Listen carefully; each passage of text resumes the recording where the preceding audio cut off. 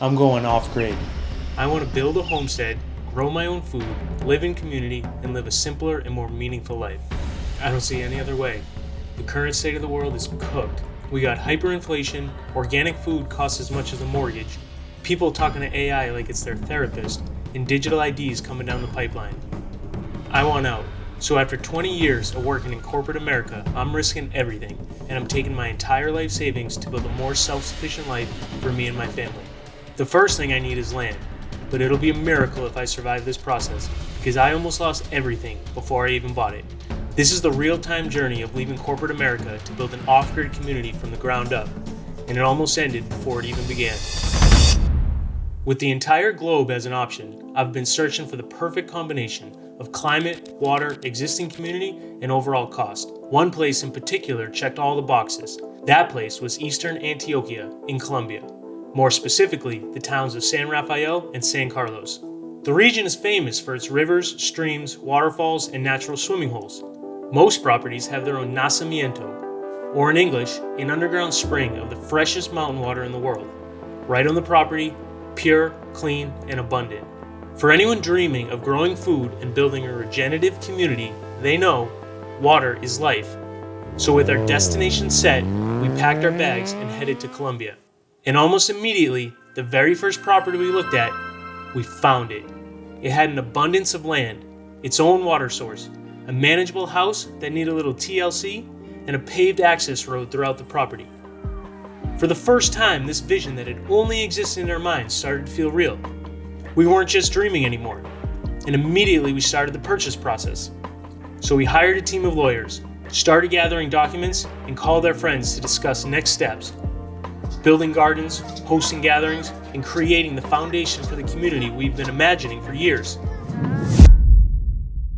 Then the lawyers called, and we were shocked to discover just how difficult this process was going to be. We thought if we hired professionals, they would make it all work like they do in the States. But as it turns out, in Colombia, legal titles don't come easily. You see, Colombia has a long and difficult history of conflict, and over the years, many families were displaced from their lands during periods of violence and instability. Today, the government is still working to address some of those historical injustices through a process known as land restitution. And, unfortunately, the property we were preparing to buy had an unresolved restitution claim attached to it. Meaning, we could buy the land, build our home, and develop our community, and then lose it. Everything. Suddenly and without warning. No bueno. So as painful as it was, we walked away. And just like that, we were back at square one. So we started searching again. And searching. And searching. Over the next 3 months, we visited more than 30 properties. Every week we get excited about a new lead, convincing ourselves that this was going to be it. And every time, reality had other plans.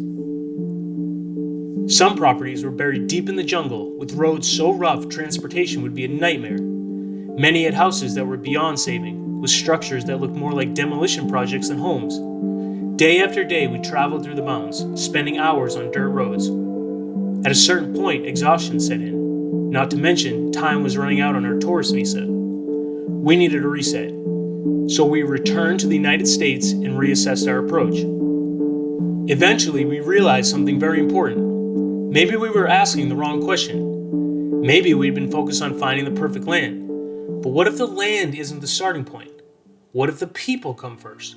And that shift has changed everything for us.